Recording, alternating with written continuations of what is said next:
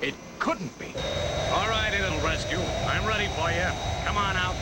Look, I don't know what your game is, but there's some pretty vital pieces of equipment around here that we don't want to smash if we can help it. Who are you kidding? This aircraft is finished, and you know it.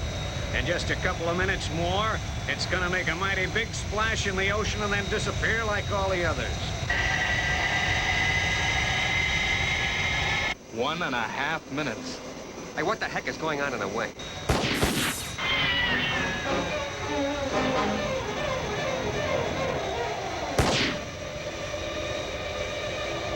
I shouldn't jump if I were you. Your parachute would never open in time. Oh, yeah.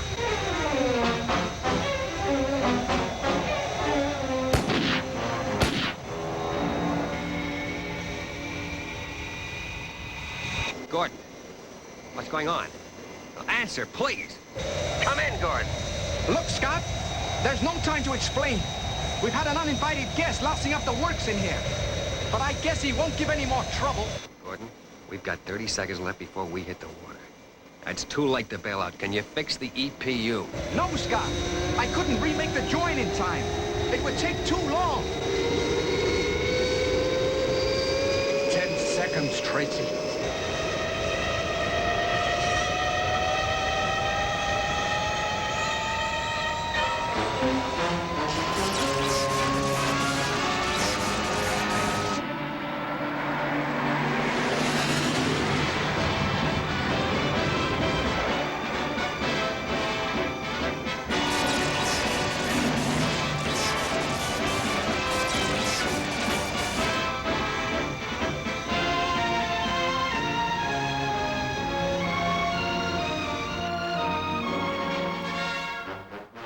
Thanks to the International Rescue Organization, the Fire Flash run from London to San Francisco is to be resumed next week. Police authorities in London have completed their investigations into the sabotaging of the aircraft and state that the efforts of international rescue have led to the unmasking of the international gang bent on aircraft espionage.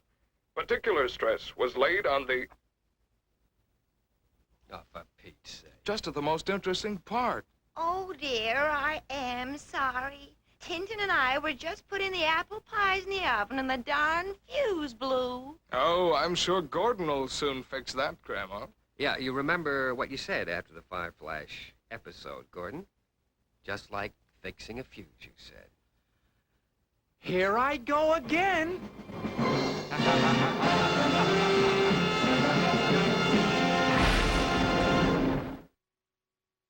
Coming up tonight on the Screensavers, Chris DeBona shows us how to give Linux a makeover. And Jackie Chan's high-tech tuxedo takes them on some thrilling adventures.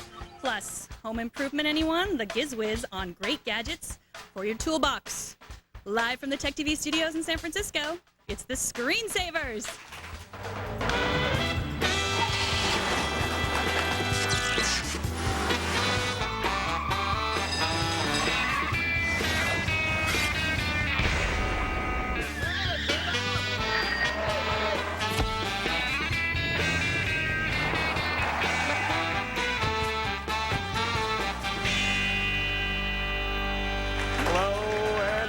Screensavers. I'm Patrick. Nice window, Norton. And I'm Megan Nice Window Maroney. Thanks for joining us on the Screensavers. Leo is on his way to Malmar, so I am filling in. Good stuff. How am I doing so far? Great. Thanks. Coming up in tonight's show, you want to speed up your connection. I'm going to talk about using internet caching and proxy servers to make your, well, connection to the internet a little more functional, a little perkier, a little speedier. Plus, I'm going to give you an inside look at Trillion and the latest tech for your home, which I'm excited about. Mad Magazine writer Dick DeBartolo shows us what high-tech gadgets are coming to your home. Tools. To your home. To my home? Right. For free. If you've been watching this week, then you know we've been giving away computers. That's right. Every day this week, we are giving away a spiffy Gateway 500 SE system. When you want to win, you visit our website to enter, then you watch and listen to the show carefully. Meg and I are going to be given verbal clues throughout the show for the answer to today's question. They're not going to be as easy as you and Leo have been giving them. Really? I'm tough. Yeah, you don't have when me and Martin were tough? Yeah. 4 callers. That was funny. 4 callers worth of tough. Later on, we're going to call you, several entrants, we're going to call you at random. Whoever can answer the question we ask you correctly based on what happens during the show is going to win a Gateway PC. Pay attention for your chance to win. Should we go to the tech headlines? I love the tech headlines. What are you going to start out with? I love this story. 16-year-old Jennifer Watson is a hero to cat lovers everywhere. On Monday, Watson walked out of her honors anatomy class, junior in high school, walked out after she refused to dissect a cat. And today, she was allowed to return to class and was given a CD-ROM that simulates dissection to use instead. Nice. Now, what Watson says the teacher told her she would fail if she didn't participate in the discussion, school officials say that what they actually said was that she was going to have to take an environmental science class instead. Look at the little kitty. But the environmental class wasn't an honors class, and I think that she stood up for her rights. Well, I don't know. If you're going to take anatomy, shouldn't you sort of get inside the viscera of critters? No, I'm not against testing on animals if it's going to save lives, but if you can do the same thing with technology, why not? Interesting question. Go, Jennifer. The Federal Trade Commission has launched a new site to help consumers stay safe online. Check this out. It's complete with a new mascot, Dewey the E-Turtle. Reminds me of Tippy the Turtle. The FTC says Dewey's wired, but he carries his security shell no matter what he's doing on the internet.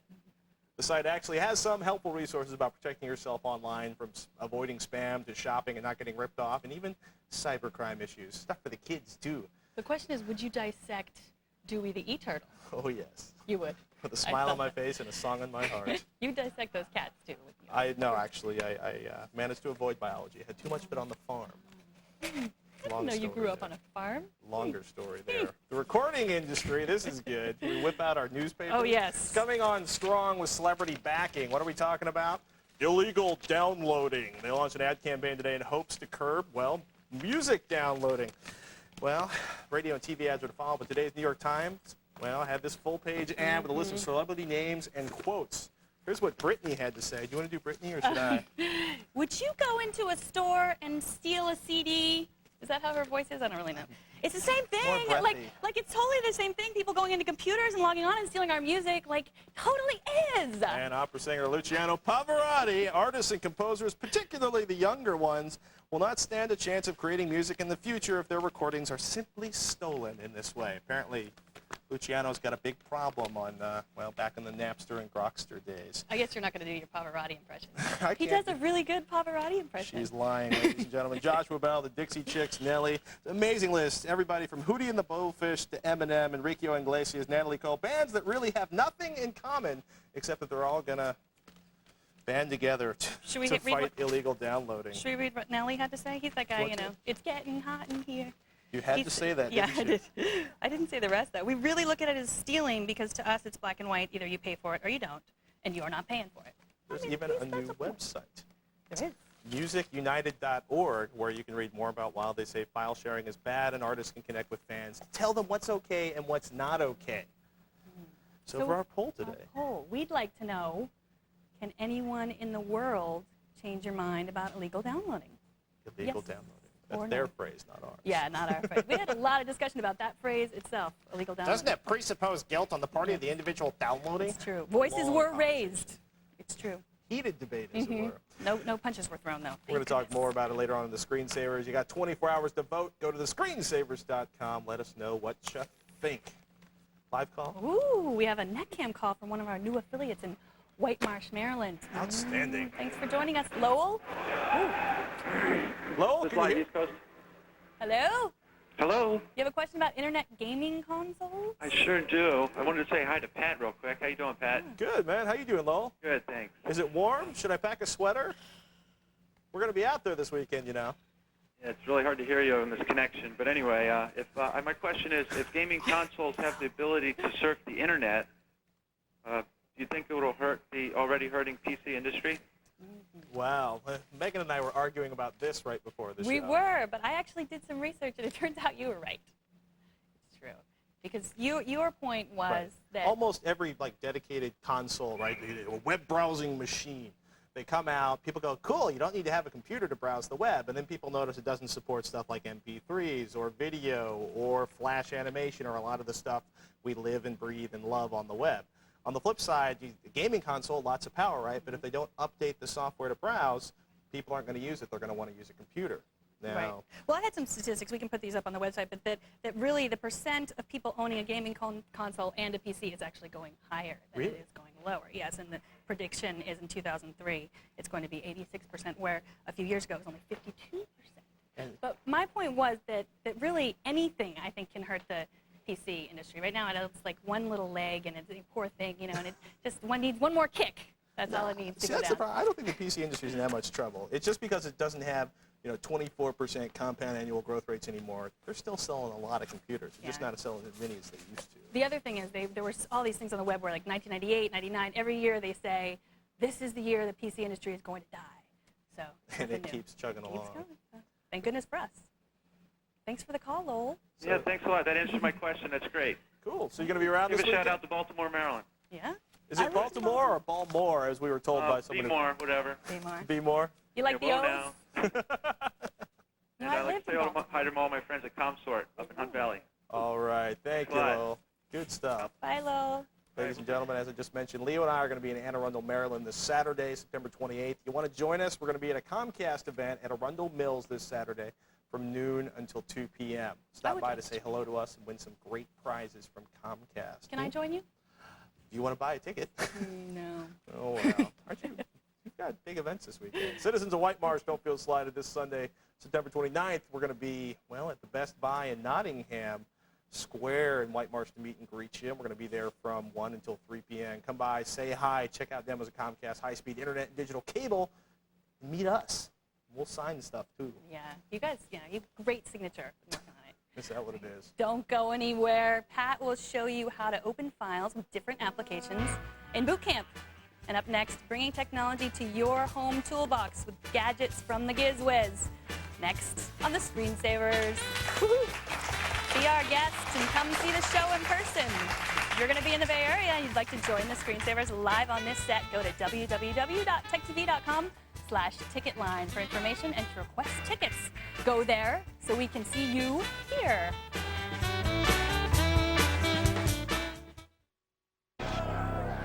The future of the world. The countdown starts. That's it. Hangs by a thread. Now, one international rescue team is on a mission to save the Earth. Lady Penelope. You think they're still alive? Brains. International rescue? The Tracy Brothers. There's a 200-foot jet of fire. Watch Thunderbirds, weekdays at 6:30 Eastern, 3:30 Pacific, only on Tech TV.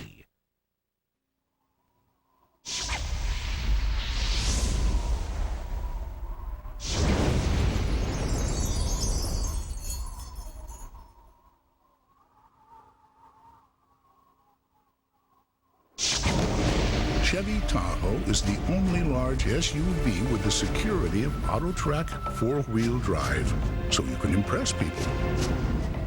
Or avoid them altogether. Chevy Tahoe, like a rock. Does RoboCat cough up Robo hairballs? It's metal, but that's not the point. The chips that power RoboCat are only manufactured in Palo Alto, but the assembly plant is in Tokyo. If my girlfriend gets RoboCat, would it be jealous of me?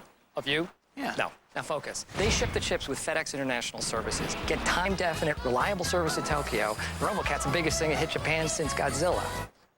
Did I get it? Yeah, you're fine.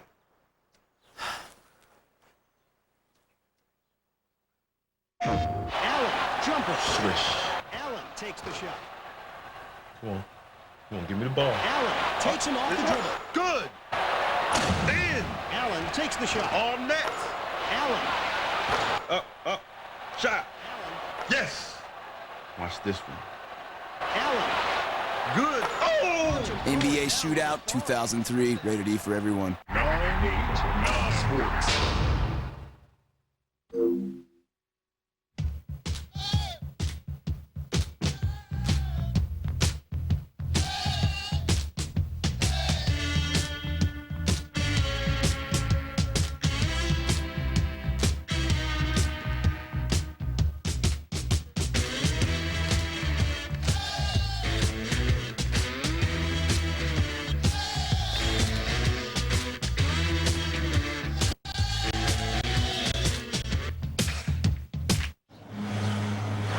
I heard it defies gravity.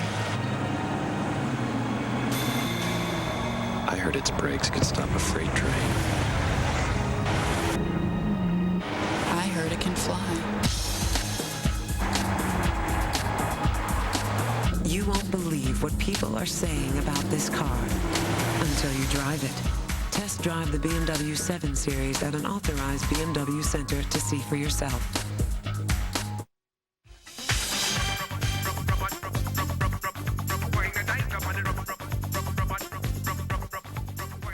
Welcome back. My next guest is the Giz Wiz and Mad Magazine's Maddest writer. He joins us via satellite from New York to help me out with some of my new high and low-tech home tech. Welcome, Dick DeBartolo. How are you doing? It's great to be. I'm great. How are you? Good. Thanks for coming in. Sorry you couldn't actually be in the studio again. But I love it here. You do? I live here, between spots. I have a little cot in the corner. Excellent. Well, it's so good to have you again. We love your gadget talk. My husband and I are moving into a new house. Just closed. Oh, is that Wednesday. the house that is that the house that people at Tech TV bought for you? Yeah, right. I wish. No, they didn't buy it for me. And actually, we don't really own it. The bank does own most of it now. Okay. But it was built in 1938, so I think we're going to have to do some remodeling, you know, go a little bit into... I have some great helps for you. You do? This little, yeah, I do. Good. This little guy is called Disto Tape, and it's the world's first laser measuring device for under $400. What you do is push a little button in the front, and then I'm going to put my hand above so you can see the little red light. Now that just shows you where it's going to measure to. Unfortunately, this is a little too close for it, so it's just going to say 255 here, which means too close. But what's great about this guy is if you can measure things that you can't even reach, like how high is the ceiling. I had to run a cable to the roof of my building for an antenna. Just went out. I got that little laser light on the edge of the roof. I knew my roof was 62.5 feet high.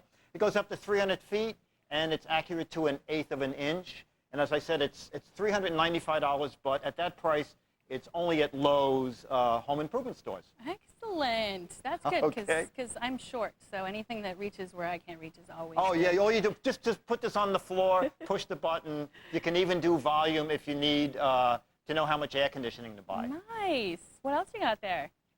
Okay, this is from Zercon. This guy is really neat. It's called Circuit Finder. It's one unit that you divide into two. You pop out the plug in the back. Now, what you do, you want to work on a particular outlet. So you plug this in the outlet you want to work on. Then you go down to the fuse box. Instead of having someone upstairs and turn on and off every single fuse, you unset your VCR, you shut down your computer, you shut off circuits you don't want to shut off. What you do is you turn this guy on. You run it down the circuit breakers once. That calibrates it. Then you run it down the circuit breakers a second time, and when the red light turns green and the unit beeps, you are over the circuit breaker that this is plugged into. Nice. So you only shut off the circuit you're working on. And then when you go back up again, there's a little red light in here, and you'll just double check that that red light went out.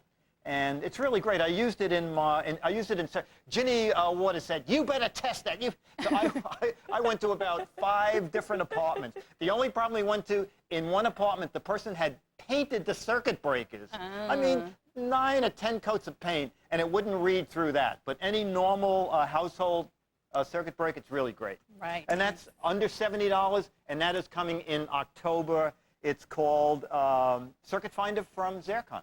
Excellent. I like the under $70. That sounds good to me. Okay. Well, how about the under $4? I love that. I love that. You got something for under $4? Yeah, I do. Oh, good. These things are neat. They're called Sand Blaster, and they're sanding sponges. They are great. They're very flexible. So if you have to sand banisters or chair railings, and they cut very fast, and 3M says that they used a grit pattern that won't clog. You can use them wet or dry, and they come in many different grits. So you check on the package what you want to sand. And I actually sanded a chair back with this. They work very fast, and as I said, they're under $4. I'll give you one as a housewarming gift. Really? Wow, that's nice. That's the kind of guy I am. That's really nice. So that would work good because we have a baby's room. We're having a little baby, and so we're going to redo that. And are you going to do any painting? Yeah, we actually are because there's some really ugly wallpaper with little pink flowers on it. and my husband really hates taking down wallpaper. And he says, even if we have a boy, we're keeping up the pink wallpaper, pink flowers on wallpaper, which is wrong. That's bad, right? I see. So you're going to go in at night and paint? Yeah, I'm going to do it. I don't care, because I don't care. Even if we have a girl, I don't like the little pink flowers. Okay. Gone, Okay. Don't tell them I told you.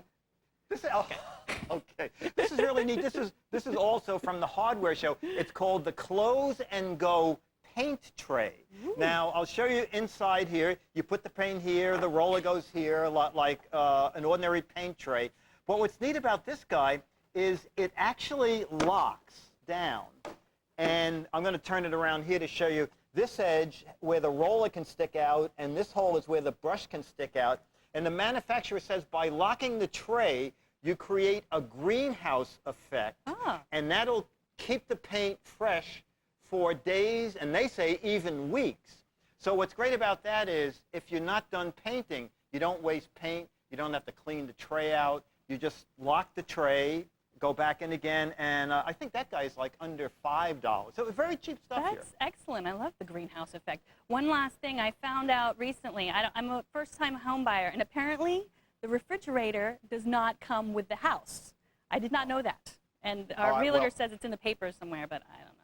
Okay, as a tech TV person, I have something great for you, but can you let your food be warm until January? Sure. Okay, Samsung, after the first of the year, Samsung is coming out with something called the Pad Refrigerator.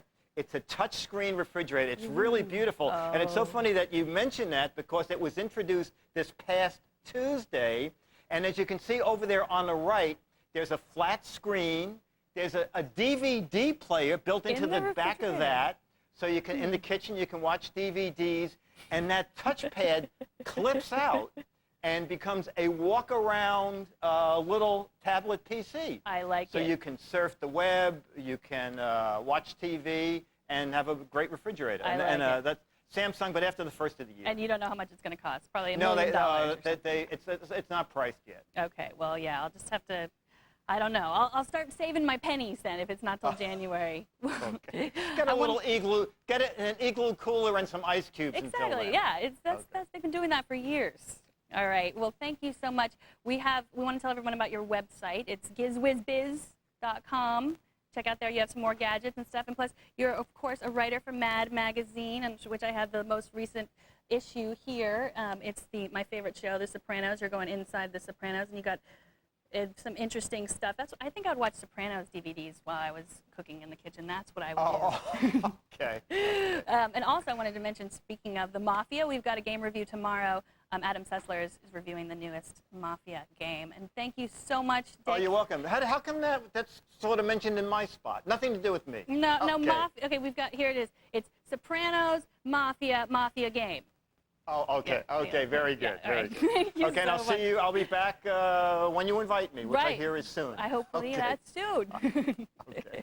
We have a list of some other home tech gadgets from Dick, as well as the ones covered on the show. And that is all at our website at thescreensavers.com. Stay put. We have so much more. We'll show you how to speed up your connection by building an internet cache proxy server. And up next in the boot camp, John wants to know whether he should upgrade to Windows XP.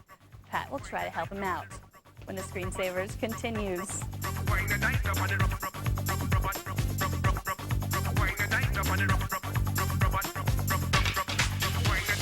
Pendants, earrings, and bracelets, and specializes in platinum and invisible settings. Only the Jewelry Factory gives you a low price and double value guarantee. Buy Factory Direct, the Jewelry Factory in Hackensack.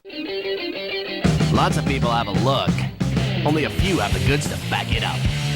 Like Dodge Neon SXT, with a 132-horse engine, Jam-In CD sound, aluminum wheels, and much more. It's got the whole package for just $12,450. Or choose 0% financing. Either way, you get our 7-year or 70,000-mile powertrain limited warranty. Ford, Chevy, and Toyota don't match it. Dodge Neon SXT. How style and performance hook up for around $12,400. Do you have a great idea for a new product? Every year, literally billions of dollars are spent on products new to the market, and this could be your year. Advent Product Development can help. Advent Product Development specializes in marketing new ideas and inventions, and we're interested in talking to you. If your idea qualifies, we can patent or trademark it for you and take it to market. Or we can create a TV infomercial and sell your product directly to the public. Don't let your idea slip away. Call 800-9INVENT now for your free inventor's kit. Call now. Incredible. It's Miracle Day. Next over. Next on Channel 7. Join us for the latest national and international news on World News Now, which is already in progress.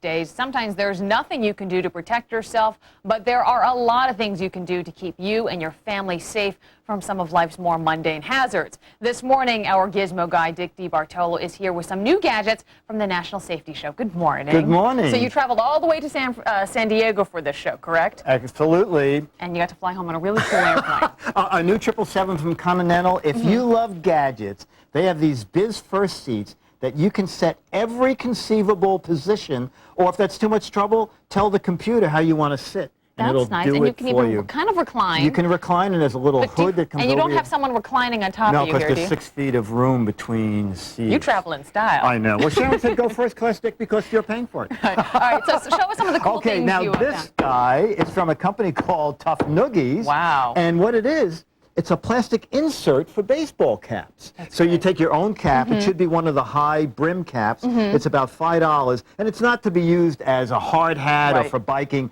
But if you get hit with a ball, you accidentally walk into a low pipe, it's a good safety backup. And great for young kids, Yes, too. about $5. These guys are neat. These are from Elvex. You should be wearing safety glasses when you do home projects. And I'm going to wear them during the entire spot to be safe, okay? But down here, they actually have built-in magnifiers. The manufacturer said they're the first to do it. They come in 5 different strengths. Like bifocals. Bifocals, exactly. So if you're looking to cut that line, it's real easy. They're under $15. And you don't have to juggle 2 pairs of glasses this time. Absolutely, Oh, great. absolutely. And they look so snazzy on you, too. I think it's me. Okay. The Lewis Locking Safety Knife. I like this a lot. I'm terrified of box cutters. Me too. Notice that the blade is not going down. You have to push down on the yellow button. That releases the guard. When you let it go, the guard snaps back up again. Oh, that's so great. it's safe. You can also change blades without tools, and there's a spare blade inside, and it's going to be about $10. Oh, that's great. That's really neat. Tire minder. This is really neat. You screw these into where the tire fill is, and then there are little bands. Might be hard to see on camera, but oh, they're so good here. I'm going to tilt it forward. Will that help a little? Yeah. If you see a green band, the manufacturer says the pressure's good. If you see a yellow band, you should be checking the pressure. If you see a red band, it is dangerously low. And go and get it checked. Exactly. Okay. That's great, because so many people forget to check their This air is a pressure. quick way to visually do it under $20. DocuDent is going to be under $18. A complete kit if you unfortunately have an accident. Car accident. A car accident, a camera, flashlight, a whistle, and a little booklet to tell you what you should be writing down, even a tape measure so that you can say I was this far from the tree, this far from the other. That's fantastic, because so many times when you're in accidents, you're fishing through your car looking for things not like I would know, but you know. That's right. This is what I've heard before. Never had an accident. Safety turtle, unfortunately, about 450 kids a year drown in swimming pools. Well, what you do is safety turtle, the child wears this, and it locks onto the child's wrist so they can't Little take it bracelet off. with a turtle on right. it. And if they fall in the pool, whoa, there we go. Okay. That will sound, we're going to unplug it here. That will sound off within 100 feet. They make a 400-foot extender. You can put it on That is pets. fantastic. It's not for salt water, and the manufacturer warns people this is not a replacement. Right. You still for need to parental supervise your children. supervision. And can you buy extra turtles Yes, you for can. when you have parties and things I like that for believe your it kids? was $180. I forgot the exact price, but we have it on the website. It comes with 1 turtle and the receiver, but you can add 3 more turtles. So Okay. you can monitor 4 kids and/or pets. Okay, that's fantastic. Safe nightlight with kitty guard. Children are attracted to night lights because they're usually at flow level. They're Right. glowing.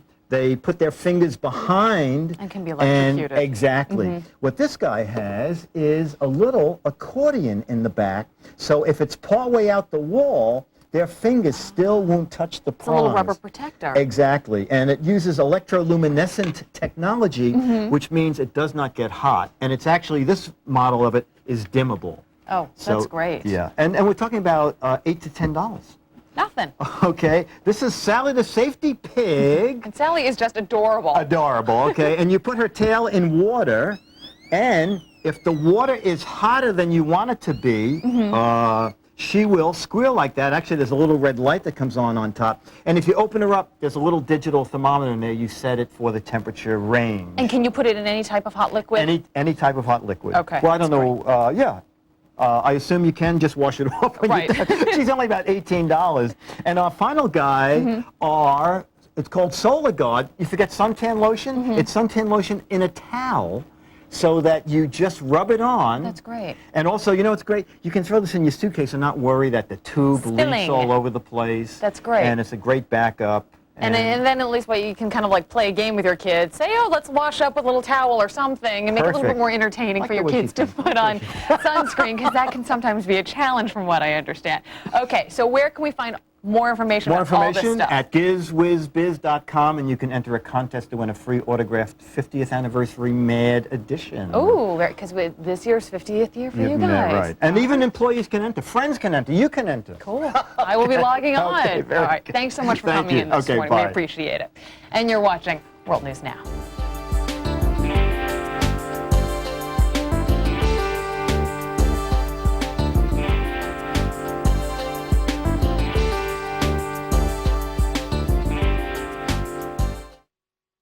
Do you need to learn how to operate a computer? Hi, I'm John Schuster.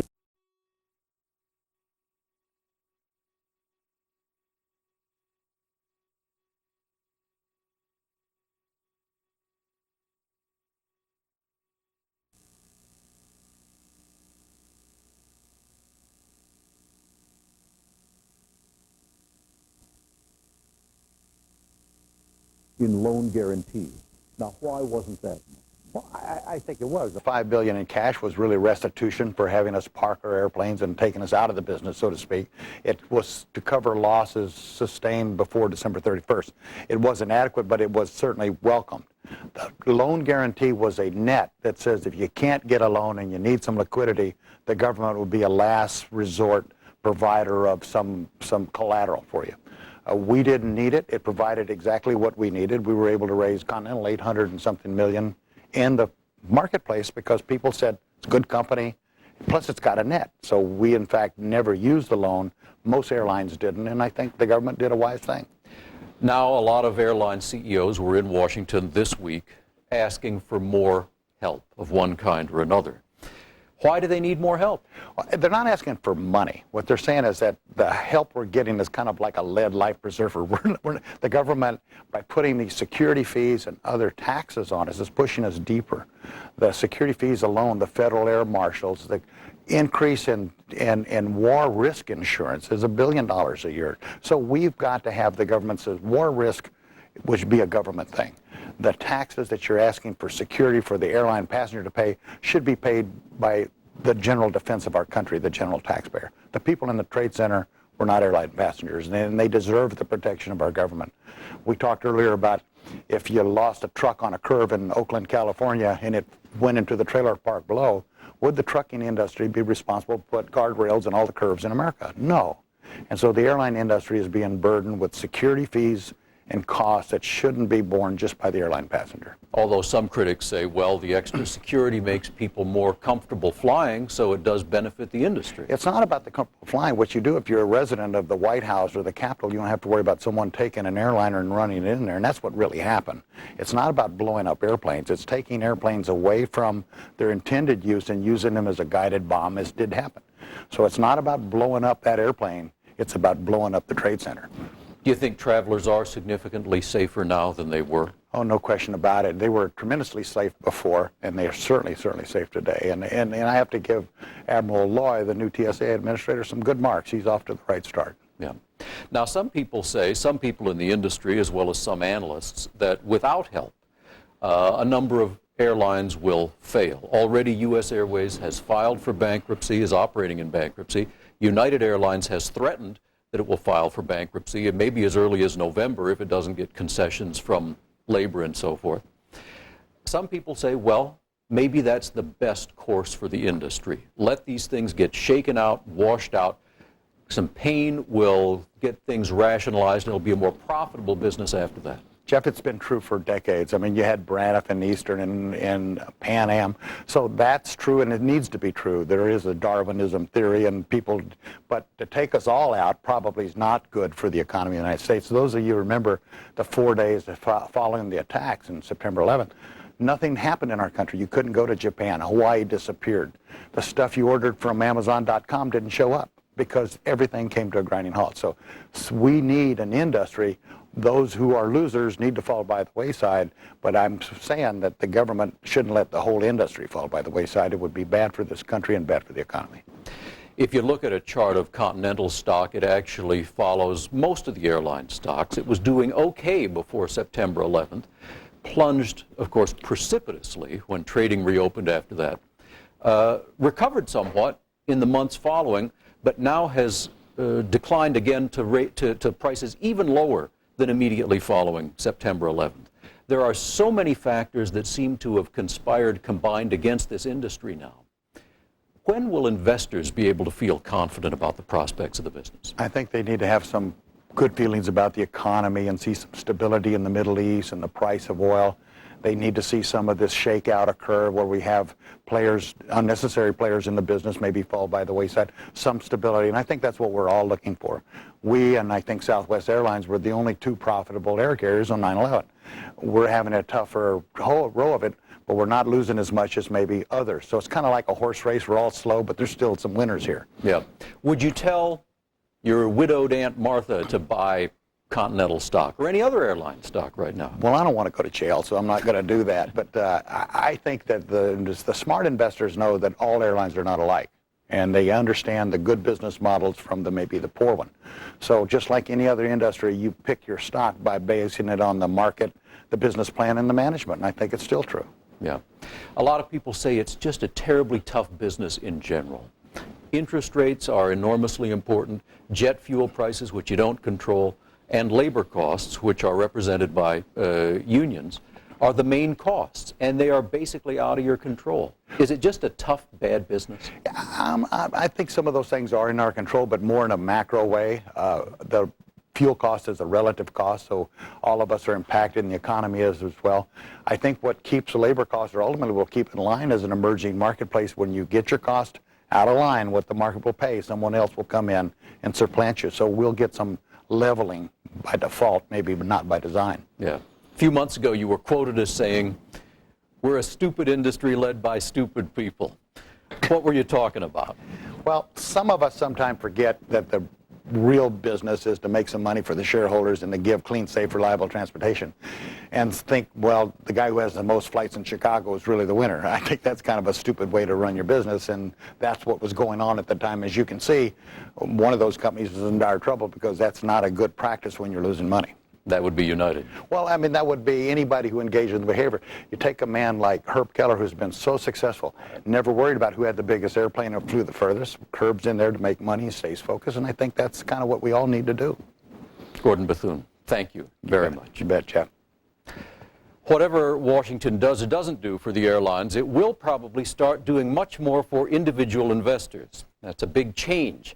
For decades, individual investors have felt they've been ignored by government. But now, suddenly, they're one of America's most important voting blocs. New research shows that while only 19% of households held stocks in 1983, 50% do now. That's a bigger voting bloc than people who have children in public school or who use prescription drugs. They're also distressed by the long-running bear market. Result, this November's elections could be the first in which politicians woo investors. And about time. Karen? Well, Jeff, distressed may be an understatement.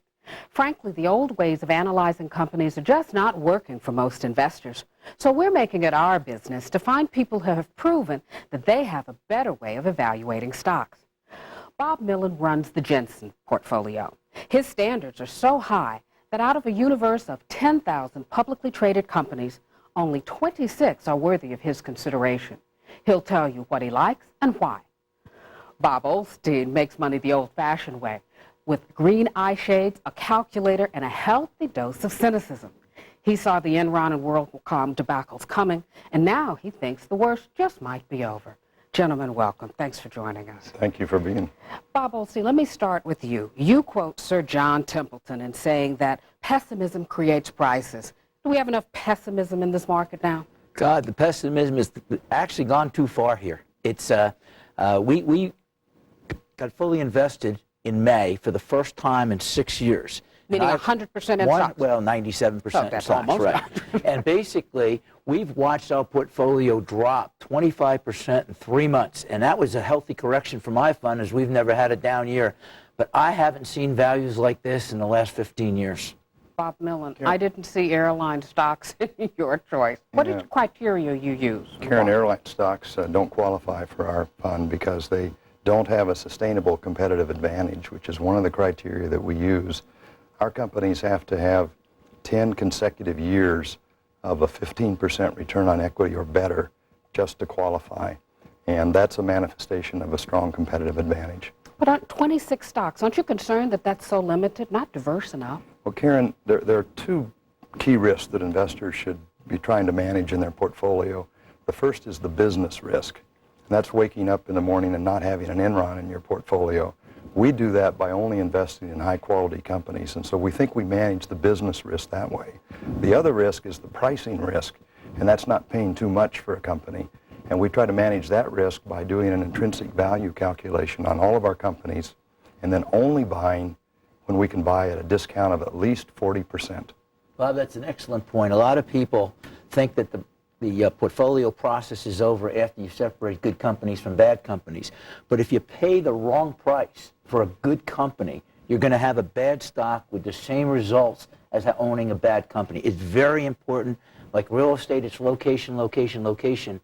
In Wall Street, it's price, price, price, and you find them in the eye of a hurricane. You talk about an eye of a hurricane. One of your stocks that you're looking at and looking to buy is Disney. How could you justify that? We just moved into Disney. We've taken a major position for our fund, which is a 1.25% position. Everybody's against Mr. Eisner. The company is being mismanaged. The assets are there.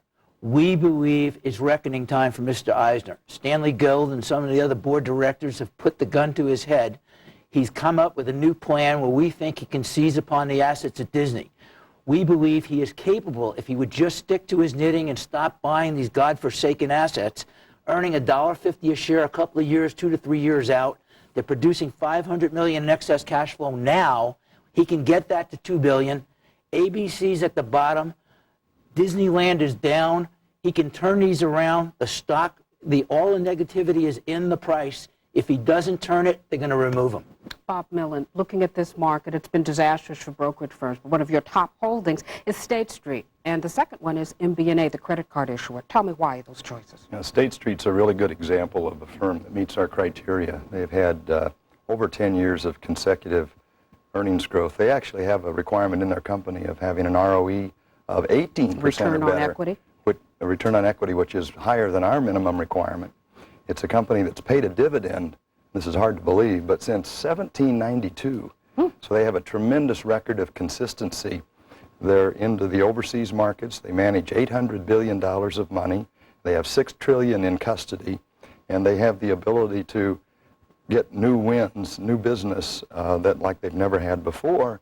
And back to Bob's point a moment ago, the price today is as low as we've seen it relative to intrinsic value in, say, the last 6 or 7 years. So it's very attractive. Yes. Bob Olstein, you have been the first one to raise questions about the accounting or the numbers at General Electric on the heels of Enron and WorldCom.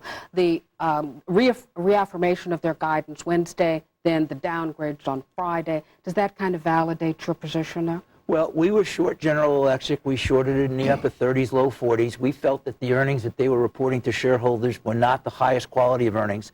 We had adjusted them way down to $1 a share, and there was an industrial company. Our philosophy is all companies are somewhat cyclical. They're just not growth. They may be cyclical growth companies. So we valued General Electric in the $22 to $27 range. We thought it was somewhat overvalued. It's starting to get into the valuation range, but we need Mr. Inmelt to stop talking about 15 to 20% growth rates. He doesn't need that to justify the stock price, and all he's going to do is put more pressure to manipulate the earnings or to set the earnings in the wrong process for this day and age. So GE is coming into its value range now, and it's important that he talk about real growth rates, and we think GE's growth rate is somewhere in the 7 to 8% growth range. I know it's one of the stocks in the Jensen portfolio. Does the action this week change that? Would you be willing to sell that stock now? No, we wouldn't, because it still qualifies. It still produces a strong return on equity.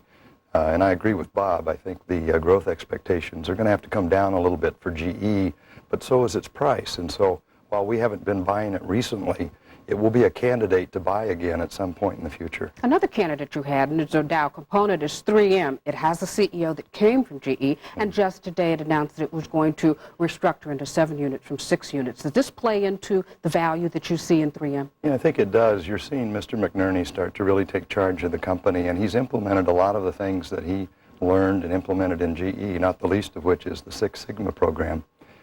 We've watched 3M for a long time. Sometimes it's selling for a little bit too much in terms of price. Right now, it's actually one that we're buying. Mm-hmm.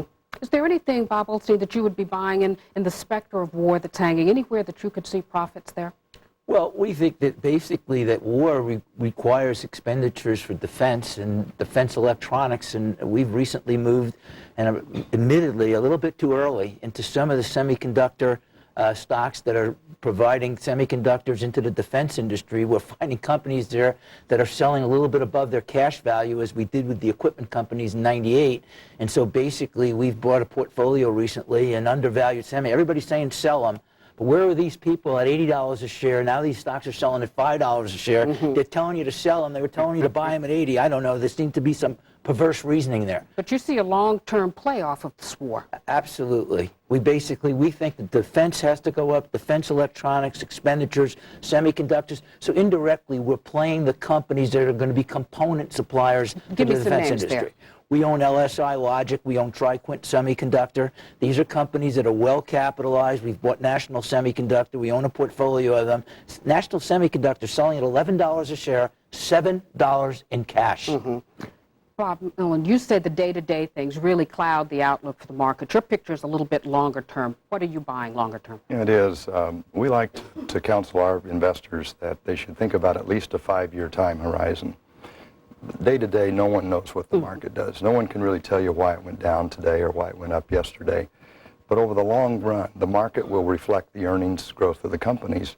And in our companies, which are more consistent than most companies in terms of earnings, we're quite confident that they will generate somewhere in the low double-digit earnings growth, and therefore their stock price should You've got a very interesting one that's a play on some of the National Demographics here. Stryker, the ortho implant company. Stryker's a wonderful company. They actually, for the last 10 years... I think I have their hips in me. Well, I noticed you were walking well earlier this evening. Actually, I just had a double hip replacement. My goodness, it might be. This company has been growing at an amazing clip, over almost 30% a year in terms of its earnings. And we're projecting that they're going to grow by somewhere around 20% going forward. They have about 40% of their sales overseas.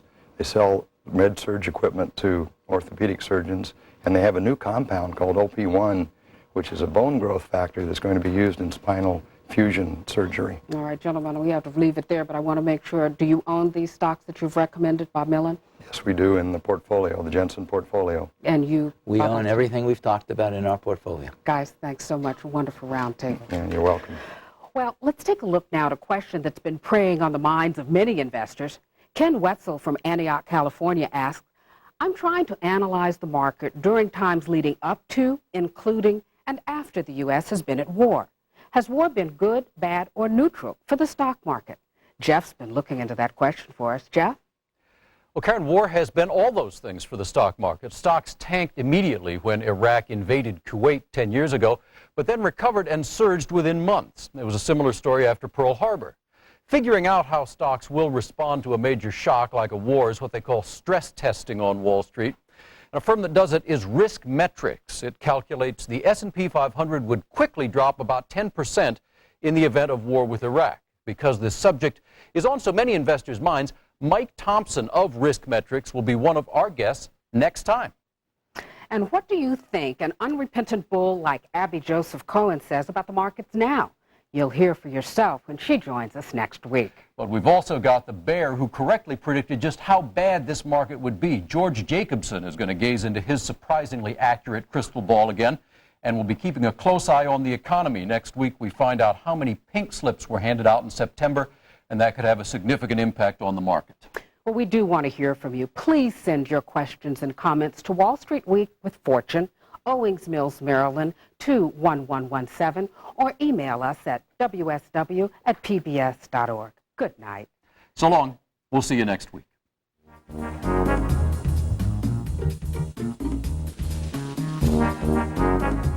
To learn more about this program, visit PBS Online at pbs.org, America Online keyword PBS.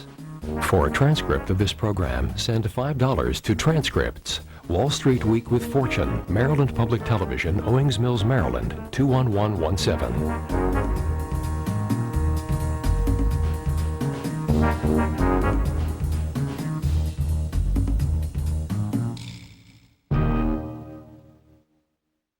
Wall Street Week with Fortune was made possible by contributions to your PBS station from viewers like you. Thank you.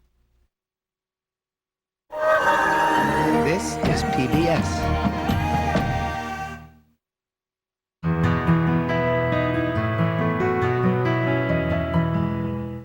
This week on Now with Bill Moyers. There's a cancer eating at the heart of American capitalism. There's been a deterioration of character and just core standards. While top corporate executives are getting rich, are you getting cheated? What we cannot tolerate, and what every one of these corporate incidents is illustrated, some people made money on an investment that most people lost on. Watch Now. Coming up next on 13. Thanks to our members and the following for their support of 13's programming today.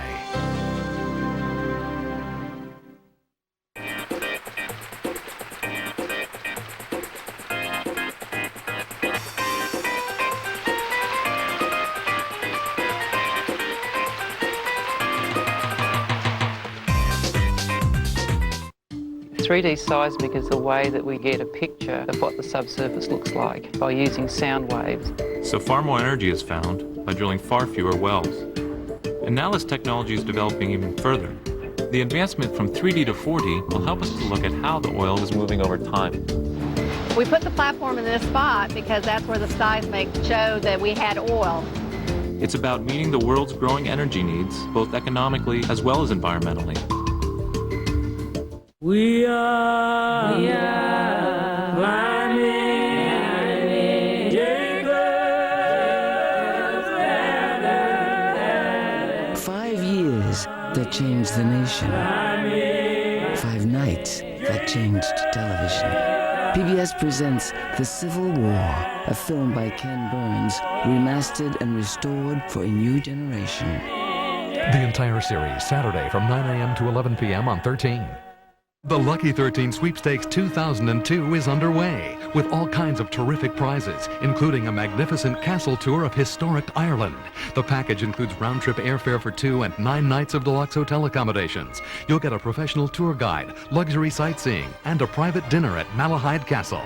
Seize your chance to visit the Emerald Isle in all its majesty and enter now. Call 212-560-5825 for your entry form and a catalog of prizes, or log on to 13.org now.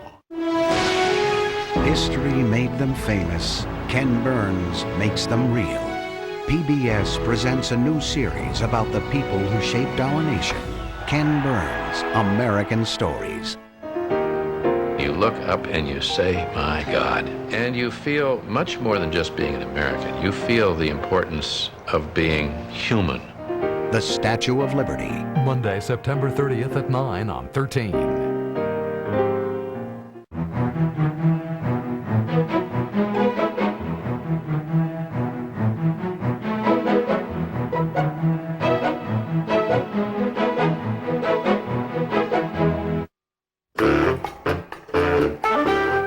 Watching Now with Bill Moyers, with contributions from NPR News. This week on Now, stock prices in free fall and business titans in handcuffs.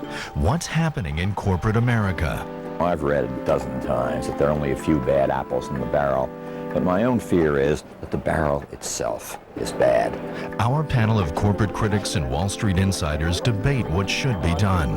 The accounting in this country has been phony and false, and it's misled investors, and it's cost them trillions of dollars. Can corporate America police itself, or is it time for a radical fix? I believe if you have us back 10 years from now, Bill, we will look at this and we'll say, yeah, it was a bit of a downturn, but the market is going to go back on its merry way. A freewheeling debate on corporate accountability in the age of Enron.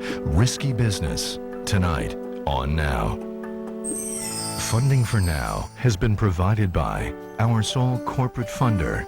For over 50 years, we've put retirement and pension products to work for those in the public service. Now we're doing the same for the rest of America. Mutual of America, for all of America, the spirit of America. And by the Kohlberg Foundation, the John D. and Catherine T. MacArthur Foundation. And by contributions to your PBS stations from viewers like you. Thank you. From our studios in New York, Bill Moyers. Welcome to Now. It's called a perp walk. Perp as in perpetrator, as in he perpetrated a foul deed. And it's become almost a daily routine. A pack of news cameras surrounding a former business titan as he's marched around in handcuffs. But what's happening in corporate America these days goes far beyond a few bad apples. In fact, if it can be said that a barrel of apples smells a little fishy, well, this one really does. And it's forcing America Incorporated to face some fundamental questions. Are companies really going to be run by and for insiders? What about the investors? And what about those executive stock options? Should the board of directors really govern, or should it act as a well-paid rubber stamp? We'll hear some strong opinions about all this tonight, and we'll start by looking at the deep fault lines running through corporate America. This week, the Dow hit its lowest point in 4 years. The Nasdaq its lowest in 6 years. Investor confidence has plummeted. The reason, in large part, high-profile revelations of billion-dollar corporate scandals. Adelphia Communications, 5 executives, including John Regas, the company's founder and CEO, and 2 of his sons, arrested in July and indicted this week for looting $2.5 billion from the company, using it as their personal piggy bank, even as Adelphia was going bankrupt.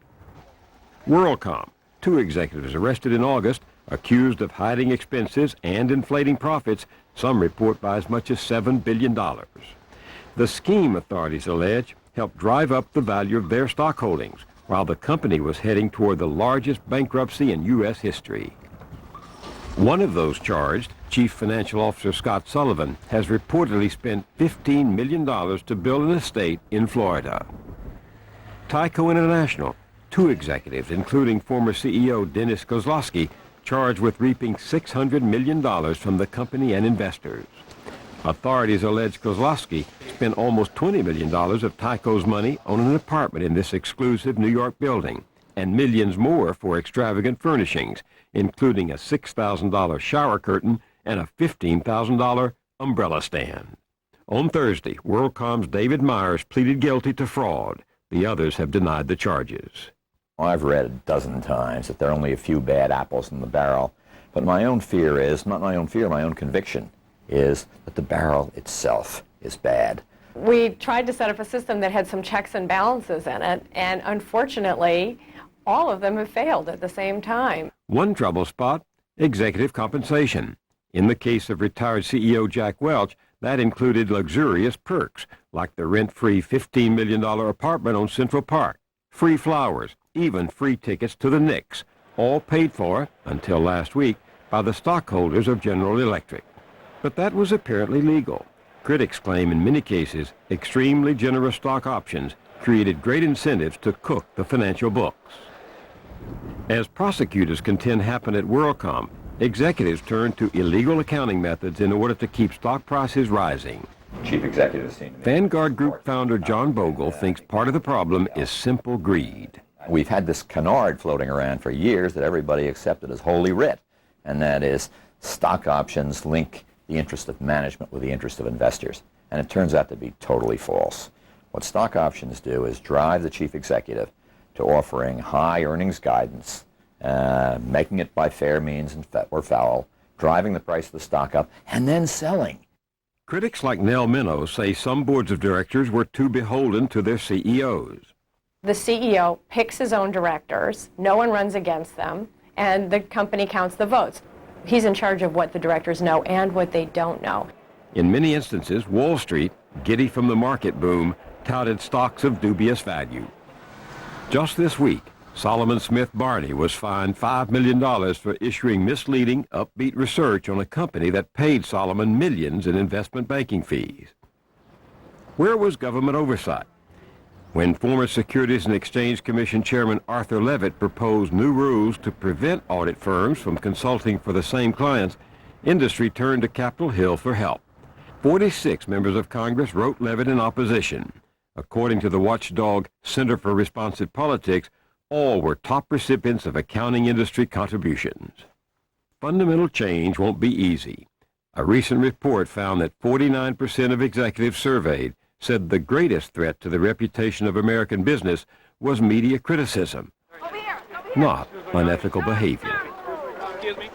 This isn't the first time a wave of financial scandals has washed over the country, of course, but the undertow this time has been particularly nasty. That's because more Americans than ever have a stake in the market, either through direct investment or through retirement plans like 401ks or pensions. So when corporate chicanery sends the market into a tailspin, we all feel it. We asked some people who deal with these issues every day to help us figure out just what the health of the corporate body is right now. They come from all points on the compass, from capitalist cheerleaders to corporate skeptics. Here's our discussion of risky business. Richard Moore, you are the treasurer of North Carolina. You're responsible for the pension plans of how many people? More than 600,000 people. For all the ballyhoo about the recent reforms, what makes you sure that those 600,000 people are not being hoodwinked again? Well, I'm not. I'm not sure at all. What are you telling your 600,000 folks about the safety of their money now? Our portfolio has been properly diversified, and we have not lost very much money. We have lost a couple of percent. We are the largest shareholder of every major publicly traded company in America. And while stocks were going up, everybody was happy. We've learned that doesn't always happen. And what do we do to make sure that we can price risk? Nobody guarantees your losses, but you do have a right to make sure that if you and I are in the same investment, that you make money and I lose money, that we make sure that doesn't happen. But that isn't what happened. I mean, that's exactly what happened. Yeah, that's exactly what happened. And why did it happen? I think this problem is much broader than a few cases of financial shenanigans, the hiding of wealth, the tax shelters. I think that we've had over the last decade a real shift in the purpose of doing business, and that's unbridled race for wealth. And it's something that corporations are looking at, putting more money into top salaries and earnings than into investment in the long-term future. It's what's happening on boards of directors that are often friends of the managers of the company, and you have the auditors that want to keep their jobs auditing. You have the financial press. You've had also shareholders. That's a whole list of characters that are happy as long as they see money and excitement and wealth. No, are you saying the system is rotten? I think the system has a value problem and an ethics problem that needs to be addressed. The system isn't rotten. In fact, if you look over the last 20 years, even accounting for this meltdown in the market that we've had over the last 18 months, this has been the greatest period of wealth creation in the history of civilization. You go back to 1982 when the Reagan Revolution really began and this boom market began. Remember, the Dow Jones was at 800 in the summer of 1982, and we've seen an explosion of wealth creation. By my estimation, the United States has created somewhere in the neighborhood of $8 to $10 trillion in new financial wealth. This has made middle-class Americans and wealthy Americans much wealthier. You know, to say that the system isn't rotten really overlooks a lot of what's occurred in the past couple of years. It's rather myopic to say that over the long term there's been a great deal of wealth creation. How has that wealth been shared? It's been shared disproportionately to corporate executives, investment bankers, and the like. And a large amount of that wealth that went to the executives was created by the falsification of financial statements and the deliberate inflation of stock prices. Now look at the price that's being paid for that. Investor confidence has been undermined. Capital formation has been impaired. The markets have collapsed. And none of us know how much further that has to go. Was that good for the country in the long term? I'm not sure that that's clear yet. It's an important lesson for investors to learn. The markets don't just go up, they go down. But you go back to 1987 when we had a collapse in the market and everyone's saying, oh my God, this is a meltdown and too much capitalism, too much greed. And if you look at what happened in 1987 on a long-term chart on the stock market, 1987 shows up as a little blip.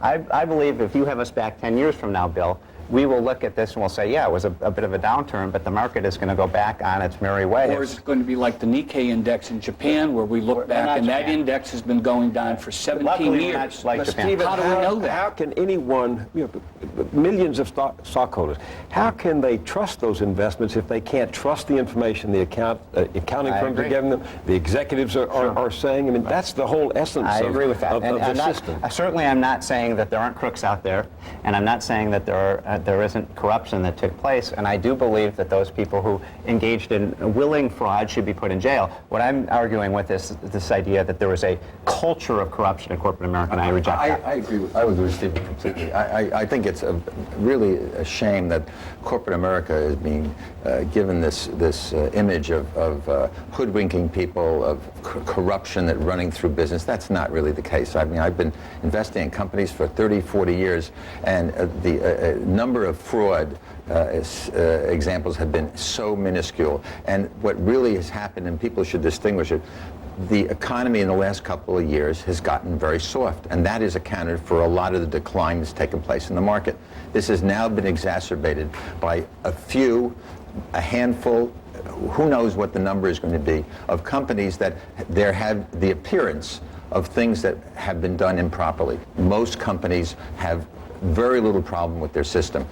Does it need improvement? Absolutely. But that needed improvement before this last round. Do you think over 900 accounting restatements in 4 years indicates a few bad apples? Do you realize that the companies on the NASDAQ wrote off $148 billion of previously reported profits? The companies that lead the NASDAQ never made an honest dollar of profit in the last 5 years of the 1990s. It is true, and the Wall Street Journal reported it, that every dollar of profit reported on that so-called new economy index was wiped out by subsequent accounting write-downs. The accounting in this country has been phony and false, and it's misled investors, and it's cost them trillions of dollars. I think going forward, the problem is that there are certainly some areas of fraud that need to be rooted out, but I think the issue is that the corporations need to start taking corporate governance seriously entirely through the organization. The board has been too collegial in most cases. The issue of managers By and collegial, having... you mean agreeing with agreeing with the CEO. Cozy may be... looking the other way. Well, I think that the issue is the amount of oversight that the board exercises. Boards have only recently really taken responsibilities seriously of duty of care and duty of loyalty and their fiduciary responsibilities, and they're going to have to step that up. Why did they wait so long? You've been studying this. Why did they wait until after the horse was out of the barn? I think some of them have taken it seriously. Some companies of years ago, General Motors, came out with a series of corporate governance guidelines.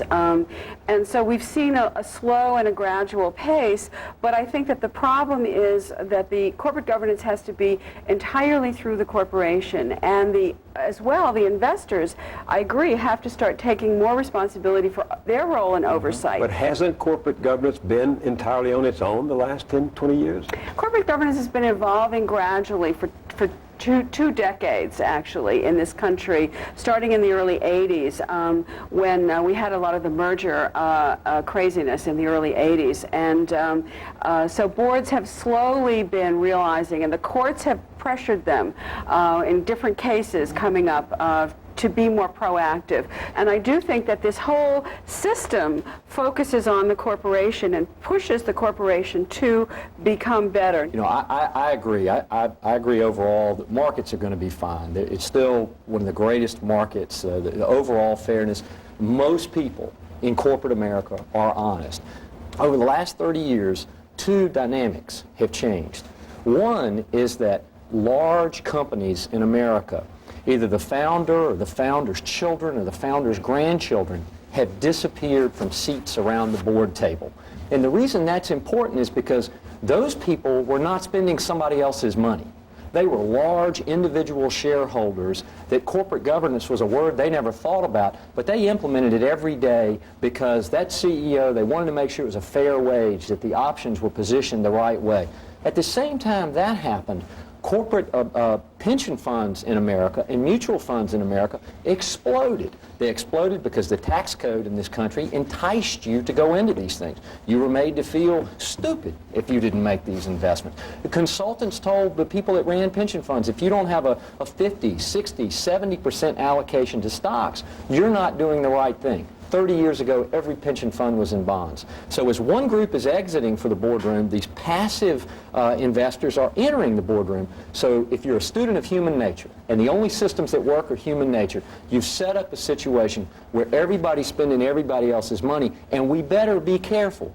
We have to make sure that we have safeguards. Investors still have the ultimate vote, and they have the ultimate control, because but that's not, they have the... Well, all I'm saying the opposite. What Richard's saying is absolutely correct. Is what's happened in this country is that we've gone from a country where companies were owned by the people who manage the businesses to a absentee type of ownership, which is the institutions, and that has been going inexorably ahead. I don't know what the number is. It's up to 40, 50%. Hired managers. I mean, then these companies hired the managers, and the managers, I understand, begin to transfer the wealth from the investors to themselves. But ultimately through stock options, which dilute the true owners of the company. Burrell identified this problem many years ago, the separation between management and ownership. And I think we have to be careful. Control your enthusiasm for corporate governance. I'm a corporate governance advocate, but look at WorldCom and Enron. They both had prestigious boards, independent audit committees, conformed with the Council of Institutional Investor Guidelines, and yet these debacles happened. I suggest to you that procedures and great resumes and prestigious pedigrees don't guarantee independent skepticism. How do you legislate that? Where do we get that? That's what you need on boards. People are going to look at a Ken Lay or a Bernie Evers and say, no, you're not going to do that. We're not going to let the CFO run a partnership that's going to do business. It's very hard for in a public environment, under the scenario that we just described a minute ago of management not owning major shares of companies, the people that own them not actively voting their shares, although I must say it's gotten better in the last couple of years, and the managers being totally focused on short-term performance, quarterly earnings. The pressure is enormous. Where does that come from? It comes from the analyst. It comes from it's been built into the investment community today to watch first call estimates and be on that. Companies run their businesses virtually on what that's expected of them of the quarter, and it's forced a lot of managers to react to that and manage their earnings. And I'd say there's a lot of pressure, and then you have the flexibility of, do you capitalize something or do you expense it? It is an enormous pressure. These top guys at Enron, Global Crossing, even Xerox, systematically lied about the condition of their companies in order to rationalize granting themselves these huge sums of money. But Bill, I think you're following, one follows the other. I don't think it's in order to rationalize necessarily. I think the system built up over the last several years, last decade, of an option. And options aren't all bad. Options are a good thing. And in many companies, options have been spread to almost everybody in the company.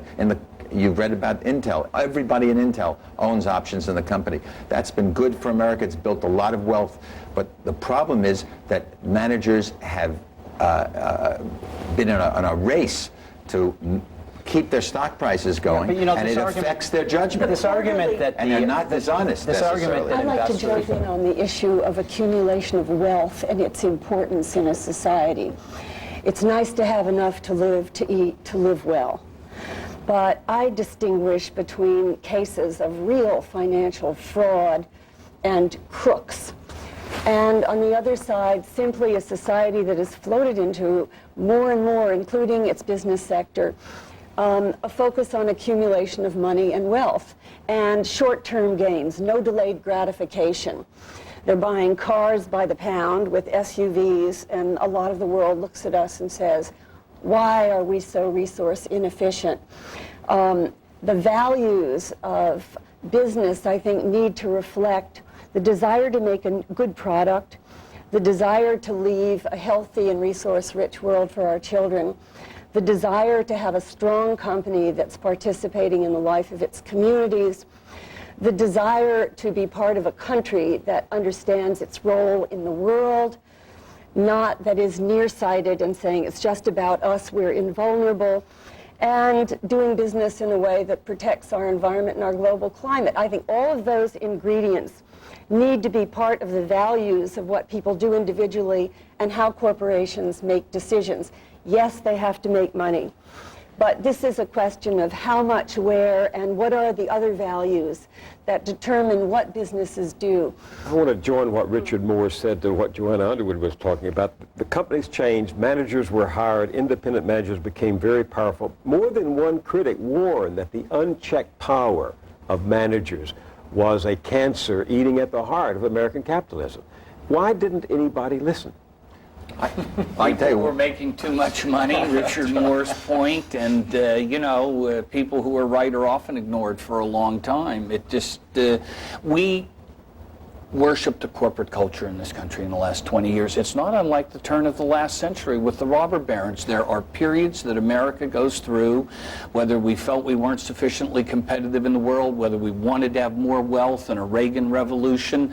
Something happened to us beginning in the late 70s and the 80s. We cut taxes, we changed stock options, we chased wealth, and it accumulated a tremendous momentum that in at least the late stages tempted a lot of people to misbehave either out of greed or envy or whatever it was, and today we're looking at the ruins of that. But there's a reason people worship the corporate community, and that's because they made, $10 to $15 trillion of wealth for us, and we are all much, much richer because of it. I just disagree with that. How can you say that with ordinary Americans working for so little, with the disparity between what corporate executives get and ordinary working people? I could not disagree with you more. Now, they benefited from this huge explosion. When did Americans return to the equity market? 60% of household wealth was in the stock market in the beginning of the year 2000. Do you know the last time it reached that level? September 1929. If you look at Americans got sucked into the market at the top and lost trillions. If you look at average household wealth from 1980 to 1990 to 2000, it exploded. And it wasn't just the rich, it was average household.